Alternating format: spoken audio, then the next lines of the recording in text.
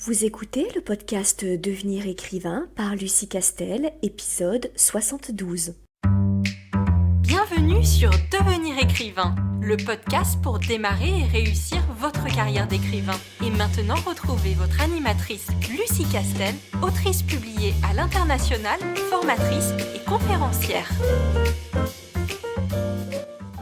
Bonjour, bienvenue à toi, auditeur fidèle ou simplement de passage dans ce nouveau podcast articulé aujourd'hui autour d'une question fondamentale: comment gagner beaucoup d'argent en écrivant?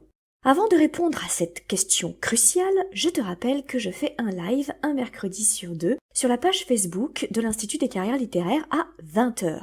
C'est l'occasion d'un échange entre auteurs et passionnés d'écriture, c'est normalement ludique et détendu, et on passe un excellent moment à parler de ce qui nous anime ou nous bloque en tant qu'écrivain. Aucune inscription particulière à faire, le live est ouvert à tous ceux qui se connectent. Bien sûr, comme à chaque fois, n'hésite pas à commenter et partager ce podcast, ça fait toujours plaisir. Si le thème de cet épisode t'intéresse, et comment ne pourrait-il pas t'intéresser, alors je t'invite à t'installer confortablement et te laisser porter par ce qui va suivre. À la question « Comment gagner beaucoup d'argent en écrivant ?», la seule réponse à donner, c'est de ne pas écouter ceux qui se proposent d'expliquer comment on peut gagner beaucoup d'argent en écrivant. Il y a quelque chose qu'il faut bien comprendre, c'est que lorsqu'on propose un produit à une clientèle, on ne peut jamais influencer suffisamment et avec une certitude absolue le cerveau du dit client pour qu'il achète le produit à tous les coups. Tout comme la science ne nous permet pas de nous pluguer directement au cerveau du client pour savoir exactement ce dont il a envie. Ça, c'est une certitude que tout entrepreneur connaît. Alors pourquoi est-ce que je parle d'économie et d'affaires alors que nous sommes sur une chaîne de podcast qui est dédiée à l'écriture et au métier d'écrivain? Parce que l'art se vend aussi. Toutes les formes d'art peuvent se vendre. Et donc, à partir du moment où on vend de l'art, alors, dans l'équation, tu as forcément un créateur, un vendeur et un acheteur. L'art est-il donc un produit de consommation à part ? Le débat reste ouvert, mais je dirais que ce qui est sûr, c'est que l'art est un produit spécifique avec un marché spécifique. Le roman, donc le support de l'expression artistique de l'auteur, est destiné à nourrir l'esprit du lecteur. Il ne lui est pas vital au sens de ses besoins physiologiques et ne répond pas non plus à un besoin matériel et concret comme celui de manger, de s'habiller, de se loger, de se laver, etc. Si bien que le roman est une œuvre qu'on va vendre de façon évidemment différente qu'un produit considéré comme ayant une utilité pratique ou répondant à un besoin courant du client. Tout ça pour dire quoi ? Eh bien, pour dire que si déjà décrypter un marché est complexe, décrypter celui du livre l'est encore plus. Si on peut difficilement, à coup sûr, savoir quelle brosse à dents va séduire le consommateur, c'est encore plus difficile de savoir quel roman, sur les vampires par exemple, va séduire quel type de lecteur de fantaisie. La vente en général n'est pas une science exacte, mais alors la vente d'un roman en particulier l'est encore moins. Peut-être tu vas te demander, mais pourquoi est-ce qu'elle insiste autant sur ces notions ? Parce que je voudrais revenir sur certaines choses que j'ai pu entendre ou lire et qui m'ont mise hors de moi. Et tel que tu m'entends, je suis très colère. Tout d'abord, ce n'est pas parce que le marché du livre, comme d'ailleurs beaucoup de marchés, est compliqué qu'un auteur ne doit pas vouloir vivre de son art, aspirer à vivre de son art. Je pense qu'il faut vraiment arrêter avec l'idée que l'art est une espèce de production humaine au-dessus des considérations d'offres et de demandes, que l'art serait une sorte de concept si supérieur et pur qu'il devrait pouvoir s'acheter et se vendre sans se dénaturer. Arrêtons 2 minutes avec le mythe de l'artiste divin et de son œuvre divine déconnectée du monde matériel. L'art est un savoir-faire développé par chaque artiste qui transcrit son univers, son goût et son message propre à lui qui le produit. Et le support matériel de l'expression artistique, musique, sculpture, peinture, roman, etc., peut se vendre. Et je n'insulte pas l'art en le disant. Un artiste n'est pas une créature pure, immatérielle, transfigurée par un don divin qui l'obligerait à offrir au monde son œuvre sans rien attendre en retour. Un artiste est un travailleur de son art. Il réfléchit, il essaye, il échoue, il peaufine les techniques que d'autres ont inventées et testées avant lui, et il invente de nouvelles techniques que d'autres plus tard utiliseront. Bref, il se consacre à sa pratique en bossant dessus. Et ça se rémunère. Donc, il n'y a pas les artistes qui font le choix de ne pas vendre leurs œuvres, qui seraient les purs, les vrais, et de l'autre côté, ceux qui veulent gagner de l'argent avec ce qu'ils produisent, qui seraient les dénaturés, les faux, les vendus, etc. On peut vouloir devenir riche avec son art et il n'y a aucun problème avec ça. C'est un souhait tout à fait légitime. En revanche, c'est à mon sens une erreur de penser qu'on peut vendre l'art comme on vendrait un fer à repasser. En fait, vendre l'art, un roman, c'est dur, aléatoire et sans aucune certitude. Encore moins qu'avec un fer à repasser. Donc autant j'ai du mal avec le discours précédemment cité du tu n'as pas besoin d'en vivre, c'est de l'art, etc. Autant j'ai beaucoup de mal à entendre le discours de ceux qui disent alors, il suffit de faire ça, ça et ça, c'est mathématique et logique et tu pourras vivre forcément de ta plume. Parce que ce discours nie la particularité du marché du livre et le caractère unique du roman qui ne peut donc se comparer à aucun autre déjà vendu par définition.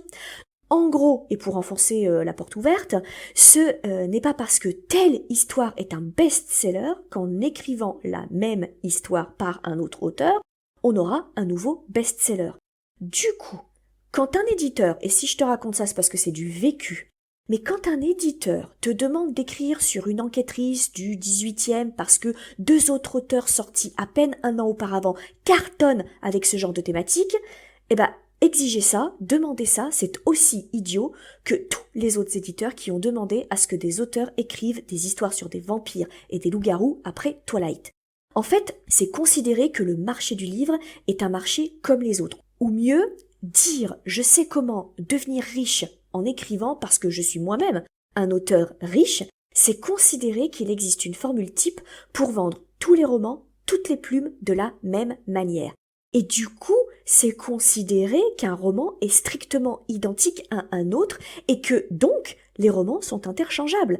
Et alors là, évidemment, je m'inscris complètement en faux là-dessus parce que justement, l'art est certes un produit, mais l'art est par définition une production unique de l'esprit unique d'un artiste unique. Ça n'est pas parce que 2 romans portent exactement sur la même thématique que l'une c'est super bien vendu, que le deuxième va à tous les coups super bien se vendre. Parce que, encore une fois, aucun roman n'est comparable avec un autre roman. Puisque par définition, un roman étant le produit d'une œuvre intellectuelle et d'une démarche artistique, elle est par définition cette histoire complètement unique. Alors du coup, est-ce qu'il faut faire le deuil de l'espoir de gagner un jour beaucoup d'argent en écrivant et surtout en mettant en place un certain nombre de choses destinées à vendre plus? Absolument pas. D'abord parce qu'on a convenu qu'il n'y avait aucun problème en tant qu'artiste, en tant qu'auteur, à vouloir gagner de l'argent, même beaucoup d'argent. Ensuite, parce que même si ce n'est pas une science exacte, on a quand même pas mal de recul sur le marché du livre pour avoir au moins quelques pistes de réflexion et d'analyse. Il y a, par exemple, des méthodes d'écriture dont on sait qu'elles rendent plus attractif un roman. Alors évidemment, il y a celle de l'Icare, mais tu en as plein d'autres tout aussi efficaces. Il y a des façons de soumettre un manuscrit pour réussir à convaincre les éditeurs de te signer. Là aussi, ce sont des techniques de communication qui sont bien connues. Il y a des façons de créer des couvertures qui envoient les bons messages au bon lectorat. Il y a des façons de créer des titres et des quatrièmes de couverture pour faire que ton roman clignotera dans le noir pour que le lecteur attiré par ce type d'histoire arrive jusqu'à toi. Il y a des techniques pour rendre le roman si visible, si omniprésent dans le paysage du lecteur potentiel que celui-ci finira par se persuader de l'envie et du besoin de l'acheter.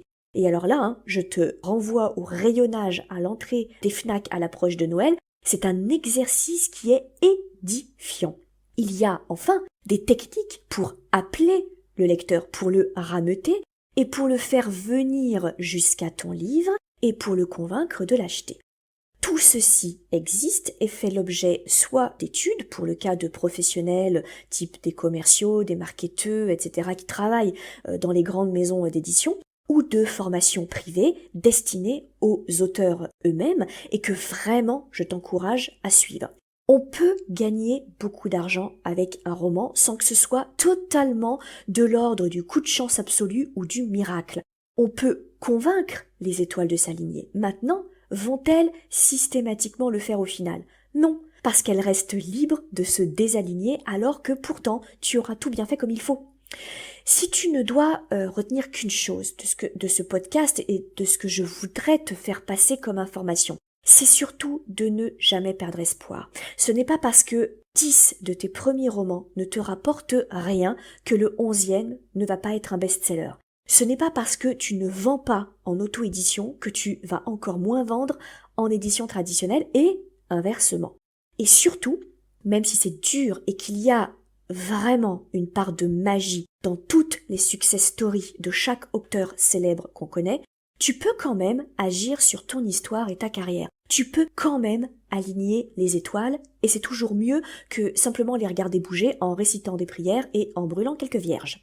Reste concentré, cherche l'information, connais le marché, connais ton roman, forme-toi, ne sois pas naïf, mais pas non plus désespéré et passif. Et surtout, sois patient. L'auteur qui réussit, c'est l'auteur qui n'abandonne pas. Nous arrivons à la fin de ce podcast, j'espère qu'il t'aidera dans tes démarches et dans tes réflexions futures. Si tu souhaites soutenir la chaîne et lui donner plus de visibilité comme dans les rayonnages de la Fnac, rien de plus facile, il suffit de laisser des commentaires et d'en parler autour de toi. Et en attendant notre prochain rendez-vous, je te souhaite une bonne semaine remplie d'aventures et d'écriture. Vous voulez devenir écrivain? Inscrivez-vous à notre newsletter et recevez en cadeau notre modèle de fiche de personnage ultra complète. Chaque semaine, découvrez nos conseils et une bonne dose de motivation. Rendez-vous sur licar.fr, licares.fr.